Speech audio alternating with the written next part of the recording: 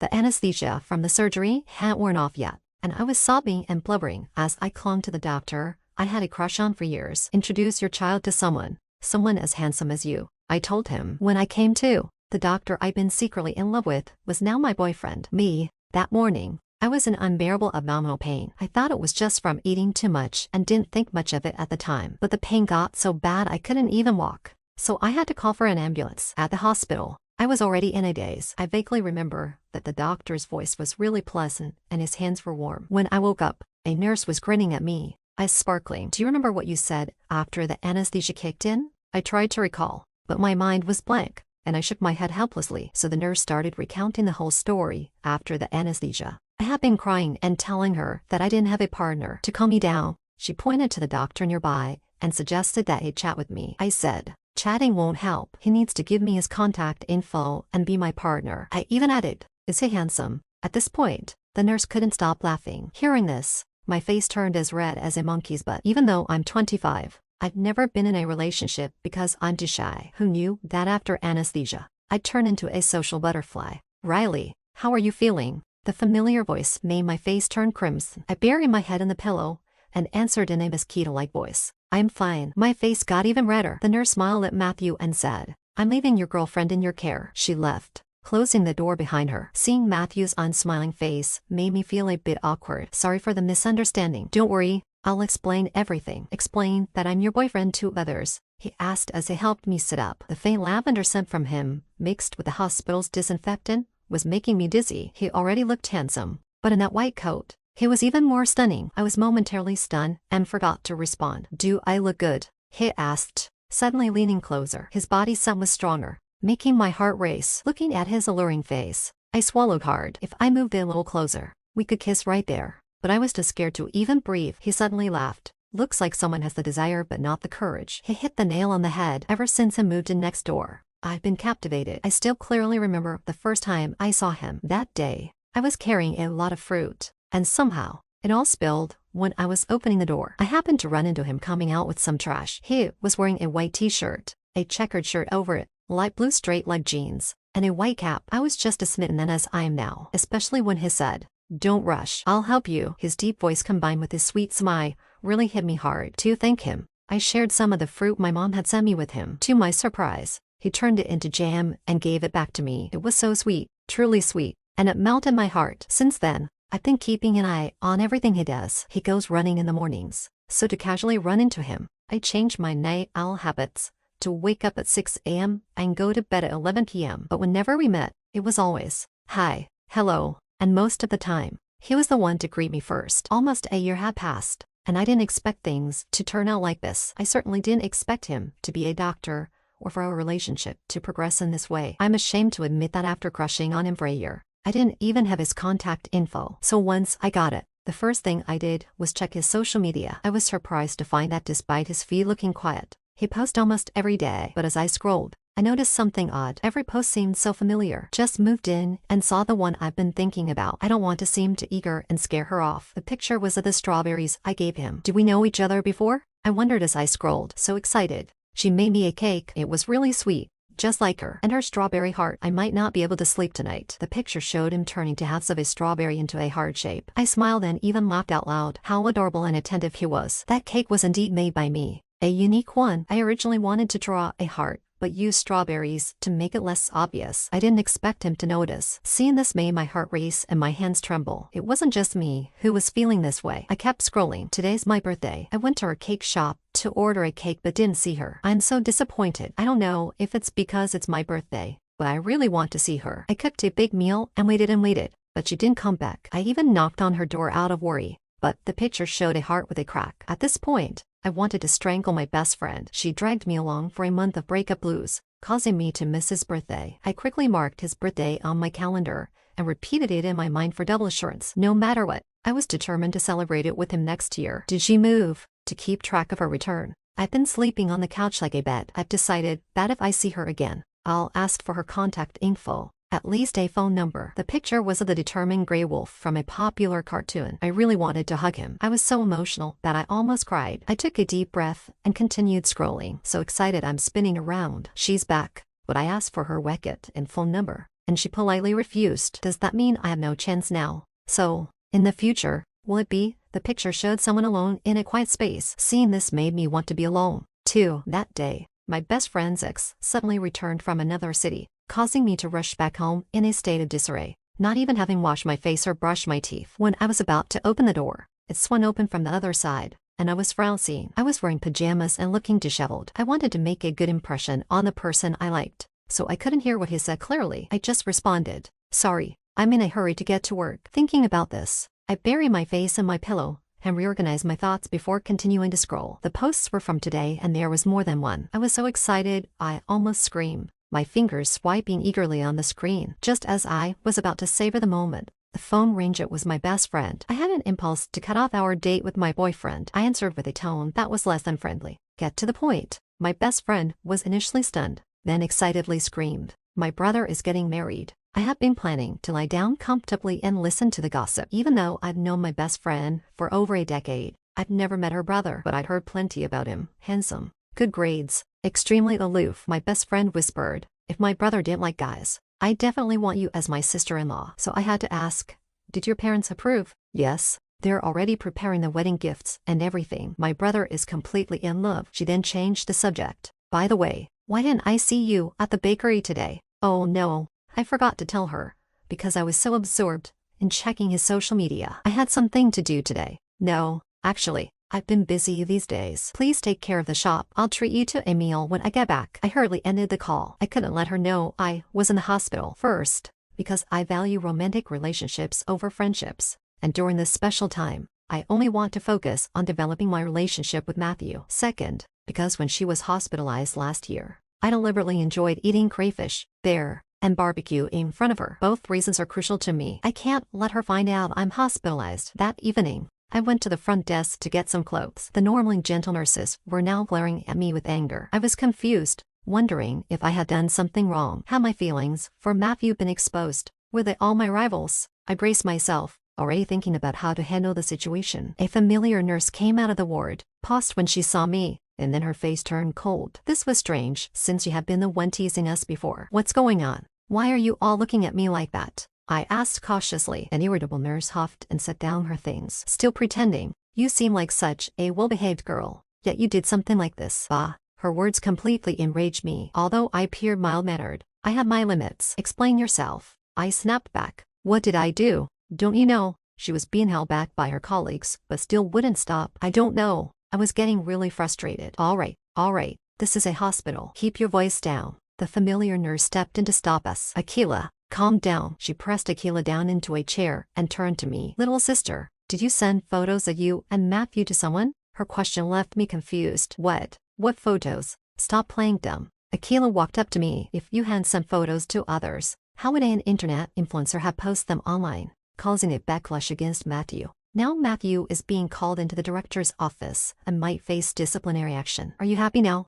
"What did you say? Someone slandering Matthew?" Xiaojing pulled out her phone and showed me some online posts. As I scrolled through, I found that the photo originally posted was from a female influencer who had previously confessed her feelings to Matthew. She had taken a sneaky photo of Matthew looking at me with a sharp gaze and captioned it, claiming that the doctor was secretly molesting patients. The comments below were unforgiving, with people attacking Matthew without knowing the full story. "These idiots must have brains just for decoration. And that woman, just wait until I see her. I'll make sure she pays." I turned to the nurses around me and said, "This isn't something I post. Please don't make baseless accusations without evidence and tarnish the hospital's reputation." The nurses, who were used to seeing me as a gentle, demure person, were stunned into silence by my sharp retort. Great. All my efforts to maintain a good image in the hospital for Matthew over the past few days had now been ruined. Oh well, now that things have come to this, a few more words won't make a difference. So, I asserted my claim to Xiaojing,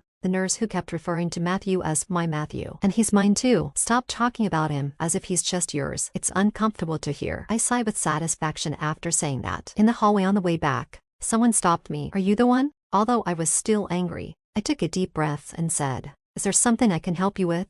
Instead of answering, she scrutinized me from top to bottom and walked around me. Her gaze was like that of someone examining an animal, which I found unpleasant. "If there's nothing else, I'll be going back to my room." "Hey, don't leave," She blocked my path. I want to talk to you alone about Matthew. Honestly, if she had mentioned Matthew, I wouldn't have wanted to be alone with her, because she exuded a palpable hostility. This place is quiet enough. Go ahead. I wanted to wrap up the conversation quickly and return to my room. I really didn't want to stay with her any longer than necessary. She sneered disdainfully and said, "Break up with Matthew. Nice. Just when I had a confrontation with a bunch of people. Now here's another one. Does she really think I'm some naive pushover?" Before I could say anything, she arrogantly flipped her hair and continued, "I'm his childhood friend. I know him well. If it weren't for you tempting him, he wouldn't have chosen you. You're just a two-faced schemer, sweet in public but poisonous behind the scenes. I can't stand by and watch you ruin him." Me, tempting. I was completely bewildered. Seeing her haughty face, I suddenly realized she must be that failed confessing influencer, same one Xiaojing has shown me pictures of before.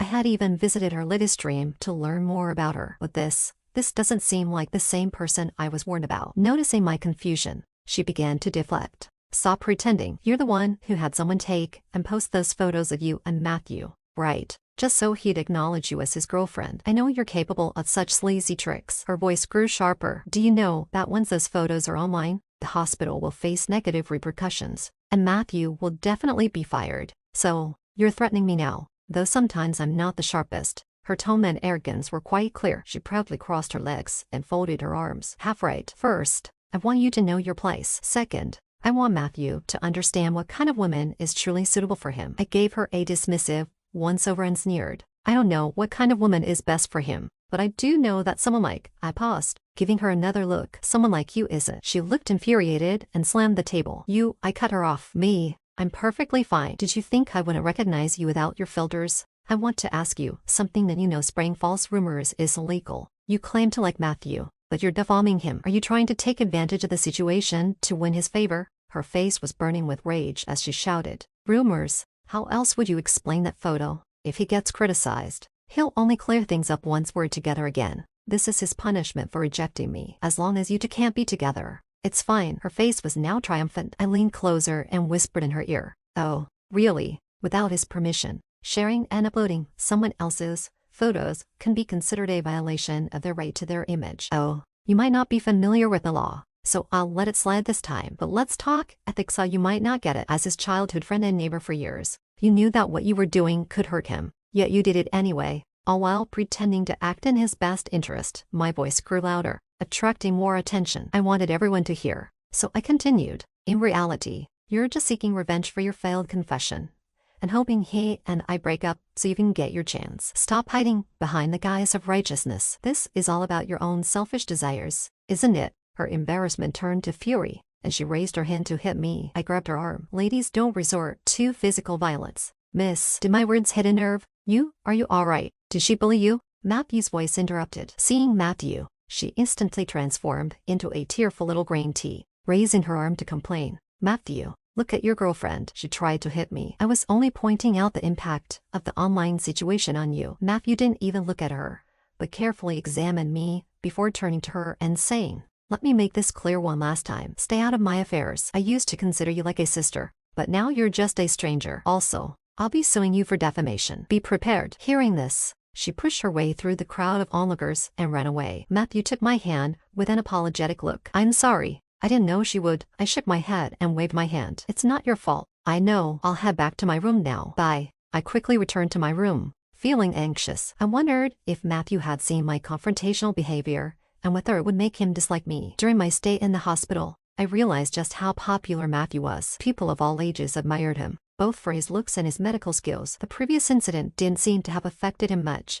but that influencer definitely rattled me. His popularity made me feel insecure. I had originally planned to confess after leaving the hospital, but now I had to move up my timeline. "Are you on duty tonight?" I asked, pretending not to care as I took a big sip of porridge. "It's so hot." I overacted, my face turning red and my tongue sticking out like a little puppy. He quickly set down the porridge and came over. "Let me see." He poured me a glass of ice water and frowned. Today's batch was a bit rushed and still a bit hot. I looked at him with wide eyes as if I had discovered something new. "So, did you make this porridge?" He chuckled and lightly tapped my head. "Where would you find anyone packing food in a thermos?" He was so sweet. He had stayed up all night to make porridge for me, and to be honest, I was deeply touched. "These next few days will be tough on you, but once you're out of the hospital, I'll cook something special for you," he said, tidying up. "Good looking, a great cook, and no wonder so many women are interested in him. Every time Matthew came to my room, the number of nurses and strange women outside at least doubled. And there were even a bunch of little kids calling him Big Brother. When Matthew wasn't looking, I made a funny face at the kids. Unexpectedly, an 8-year-old girl in a princess dress walked right in, clinging to Matthew's arm and sweetly asking, "Dr. Brother, who's prettier, me or the auntie? Why should he be called Big Brother, and I'm auntie?" This little girl. I watched Matthew, also curious about his answer. Matthew gently removed the little girl's hand and answered seriously, "Everyone is the most beautiful in the eyes of someone special to them. She's especially important to me, so she's definitely the most beautiful, irreplaceable." The little girl laughed and clapped. "That's just like how my dad answers." "Great job." The kids scattered, leaving me feeling embarrassed. My face was so red, I wanted to hide under the covers. Those impromptu romantic words were quite overwhelming. Matthew gazed at me with an expectant look in his eyes. "What do you think of what I just said?" "Just to clarify, it's not just for the kids. He really value you. And I like you." His words made me feel like I was burning up. I slowly pulled the covers up over my head and whispered, "I like you too." He suddenly moved closer, his lips almost touching mine. "What did you say?" I didn't hear. I thought he genuinely didn't hear. So I tried to sit up to say it clearly, but my mouth ended up brushing against his nose, startling me like a frightened turtle, and I quickly retreated under the covers, too shy to speak. Sorry about that." Matthew seemed startled as well. "I didn't mean to. I understand." After this incident, things between Matthew and me became a bit awkward. Even accidentally touching fingers made us blush for ages. When we stared at each other, we'd also blush. He took me out for a walk, holding hands. Our palms were sweaty, our smiles were stiff, and we walked in unison, like we were stepping on each other's feet. "This is my first relationship." To break the ice, I decided to speak up first. To my surprise, he said it at the same time as me. We looked at each other and laughed, which eased the tension a lot. We felt much more natural with each other. "Do you feel pressured if I say I want to date you with marriage as the goal?" Matthew asked, a bit shy but with a determined look. Could I tell him that I felt the same way? From the moment I met him, I wanted a lifelong relationship with him. Seeing that I didn't answer, he thought I was shy and quickly added, "It's okay. I just mentioned it casually. A lifelong commitment does need time. I'm not in a hurry. Take your time to get to know me." What should I do? Hearing him say that made me anxious, but it seemed I couldn't bring myself to say it. After all,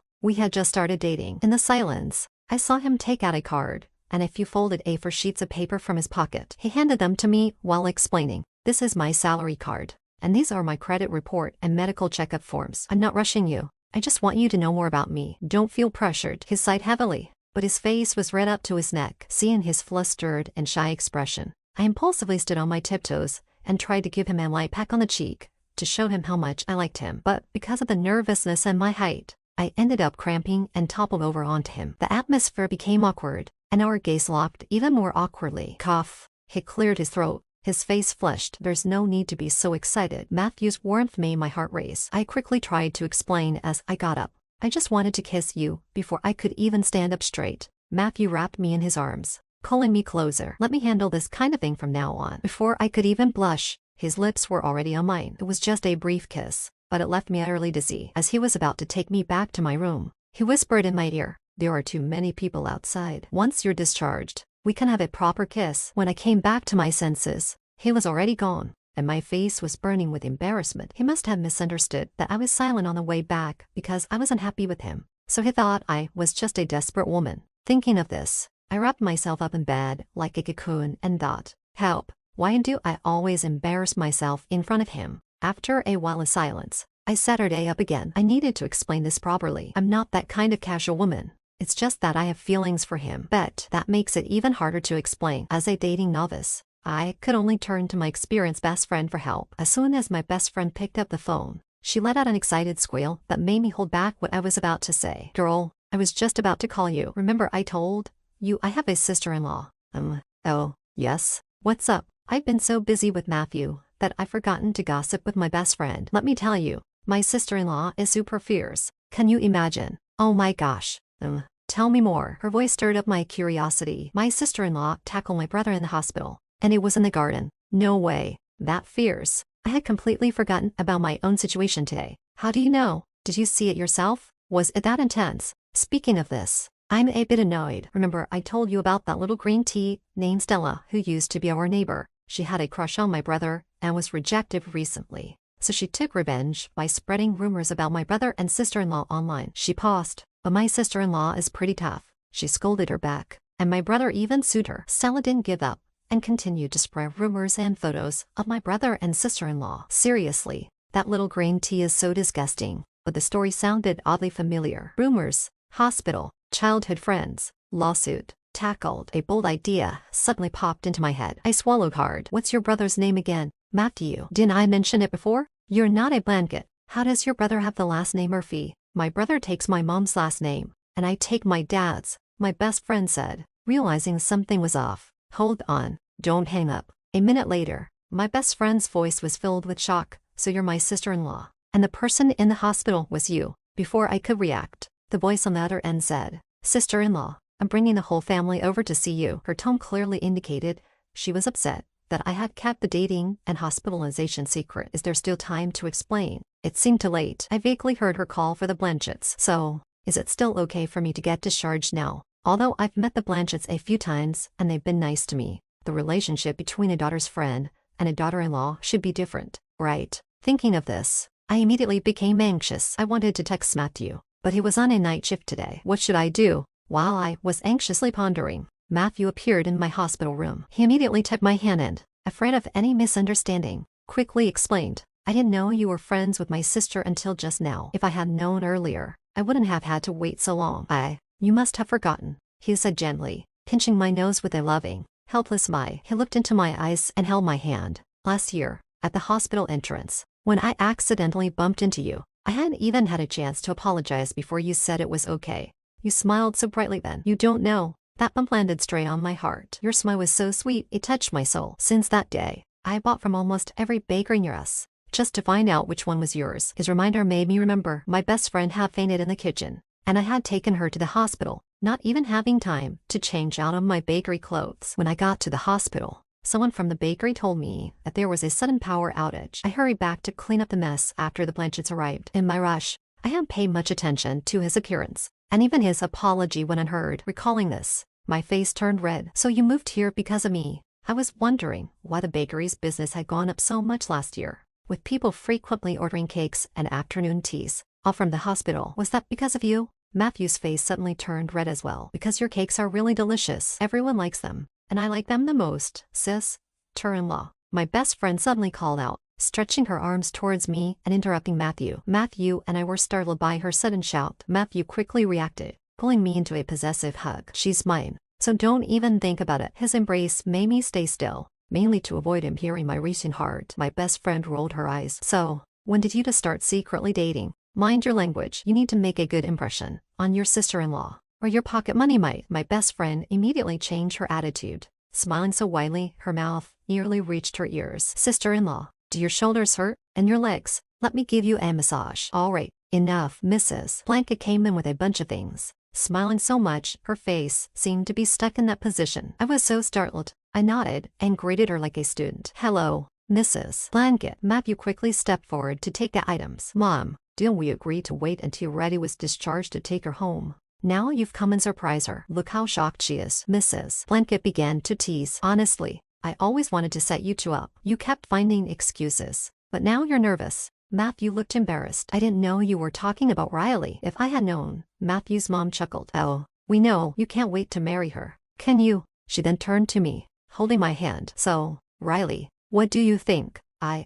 Great. I'm fumbling at a crucial moment. Stuttering, Matthew sighed deeply. Mom, marriage is a big deal. Riley needs time. You can still date after getting married, right? Mrs. Blanket looked at me. I nodded obediently. Yes, whatever Mrs. Blanket said was right. Matthew, now excited and red-faced, said, can we arrange a meeting with both families once she's discharged? What do Matthew's parents like? Mature and sunny. What don't they like? My hair seems a bit long. Do I need a trim? Seeing him flail around like a child, it seemed that the accidental slip about dating after marriage might not be such a bad thing after all. As for the online controversy, with Matthew's parents clarifying the situation and our engagement, the focus shifted entirely to Stella. People called her a heartless schemer who couldn't stand others being happy. Some even reported the products she sold as substandard, leading to stomach issues and allergic reactions. In no time, she became the target of public disdain, and there were even incidents of people throwing paint at her house, forcing her to move. See, Karma really is a thing, my best friend said, laughing uncontrollably. At that moment, Matthew came back from work. Seeing her pulling me into a beer session, he gave her a light smack on the head. You're coming over too often lately, interrupting our time alone. Riley's stomach isn't great, and you keep having her drink. Do you want me to kick you out? He said, taking the beer away. My best friend gave me a pleading look. Given the friend and sister-in-law situation, how could I not help? She's been dumped again, so she's not in the best mood. I hurriedly grabbed a few bottles of beer. After all, I had almost given up drinking after moving in with Matthew, so when I finally had the chance, I wasn't about to let it slip by. My best friend, terrified that her brother might kick her out in the middle of the night, nodded eagerly, like a little chip packing at rice, saying, "Yes, that's right, isn't it?" Sweet moments always pass by so joyfully. I've been living with Matthew for 6 months now. During this time, I've found that I'm increasingly dependent on him. He takes care of me with such attentiveness. In the 6 months we've been together, we really argue seriously. Occasionally, we had small disagreements, but before we go to bed, we always talk things over and resolve any issues. Even my own mother has complained about how well Matthew treats me, saying, with her temper, only you can tolerate her. Matthew often ruffles my hair and says, girlfriends are meant to be pampered. Besides, I'm so boring and busy, and she hasn't complained about me. I'm the lucky one. I snuggled up to him, wrapping my arms around him, and asked, so when do you plan to marry Miss Sue? He became so excited that he was almost incoherent. Really? Can we? Are you sure? I've always known that he dreams of marrying me. I've heard him talking in his sleep several times. Riley, I finally married you. We're getting married. He would laugh joyfully in his sleep, but since he was worried that proposing might put pressure on me, we agreed to live together for a year before getting married. When I suddenly brought it up, could he not be happy? That same day, Matthew arranged for our families to meet and discuss the wedding. The date was set for this Saturday. On Saturday, he was as nervous as if he were getting married himself. He got up early. Even though the plans were already set in stone, he was as anxious as someone about to give a speech, constantly kneeling and repeating, Mom and Dad, please entrust Riley to me. I will spend my life making her laugh and keeping her happy, watching his awkward actions. I couldn't help but smile happily, like a kid watching a classmate nervously recite in front of the class. But plans always change. As we were about to enter the hotel, Matthew suddenly received a phone call and looked panicked. Riley, tell my parents I'm sorry. There's an urgent issue at the hospital. I need to go back. My parents understand Matthew's job, so they weren't upset. I wasn't either, though I felt a bit disappointed. I was really looking forward to this day, but I imagine Matthew was even more disappointed. His anticipation was just as great as mine. That afternoon, I saw news about a city being locked down due to an infectious disease. It was reported that the disease spreads quickly and can be fatal. I anxiously went to the hospital lobby to wait for him, staying from the afternoon until 10 p.m. When I finally saw him, I hugged him tightly as if he might disappear the next moment. I knew he had responsibilities as a doctor, and I knew that my actions might only add to his stress, but I couldn't control myself. Matthew also held me tightly, resting his chin on my hair. I can't trust anyone else with you. He pulled me back and looked into my eyes with unwavering determination. So, I'll take good care of myself. And of course, I hope you take good care of yourself too. Yeah, I'll wait for you to marry me, I said, burying my head in his chest, trying to dry the tears that had fallen. That night, he went back to pack, continually hugging me and saying, wait for me to come back and take good care of yourself. I don't remember how many times he kissed me. I don't remember how many times I reminded him to stay safe, or how many medicines and clothes I prepared for him. When I sent him off, I suddenly felt a pang of regret, but the car was already far away. I chased the car until my legs were too weak to continue, crying out in agony, you must come back safely and marry me. The virus spread quickly, and many cities had cases. Lockdowns were everywhere, and people were on edge. I was anxious every day. Although I really followed the news, I started watching it obsessively. Whenever I saw reports of people dying from the disease, I get so nervous that my heart felt like it was leaping into my throat. Matthew, knowing I was worried, often sent me short messages like, don't worry, take care of yourself. I wanted to send him messages saying how much I missed him, but I ended up writing, yeah, you too. Mom came over to stay with me, and she's been feeding me, so while I put on some weight many times, Matthew would send messages at 3 a.m. To avoid missing any of his messages, I kept my phone by my pillow, waiting for his replies, so I could only sleep once I knew he was safe. Recent news reported many deaths, making it even harder for me to sleep. Several times I tried video calling him, but he never answered, which made me even more anxious. Can I hear your voice? I'm so worried about you. I read that this disease causes respiratory issues and makes it hard for people to speak. As time passed, I grew more desperate. I even threatened him in a message, if you don't come back safely, I'll forget you and marry someone else. But I never sent it. Instead, I wrote, "You must take care of yourself and stay safe." That night, I couldn't sleep at all, holding my phone tightly and constantly checking Matthew's profile picture. At 2 a.m., he finally replied, "Don't worry, I'm fine. I just miss you so much. I have good news, he'll be back next week." Seeing this message, I cried even harder. I really couldn't lose him. He was the one I was meant to marry. So I replied, "I'll be waiting with the household registration book." Matthew responded immediately, "See you at the Civil Affairs Bureau, little wife." Haha, that night, he chatted with me more than he had in the entire month he'd been gone. I smiled like a fool, reading each word of our conversation. Tonight, I still couldn't sleep, but this time it was from excitement. Perhaps it was because of the restless month, but my stomach felt uncomfortable, and I didn't want to eat anything. My mom kept urging me to eat more, fearing that when Matthew came back, he'd be upset to see me like this. I tried, but even a little food made me feel bloated and uncomfortable. I couldn't even stand the smell of cake anymore. During Matthew's absence, I kept making mistakes with baking, and my best friend insisted I stop and sell cakes outside instead. She noticed me vomiting in the bathroom and asked with raised eyebrows, "When did your period come?" I thought for a moment and calculated, it seems to be delayed by half a month. Suddenly, I was shocked. "So, am I pregnant?" I asked, my voice trembling with anxiety. My best friend danced with excitement. "I'm going to be an aunt. I need to tell my parents." I quickly grabbed her hand.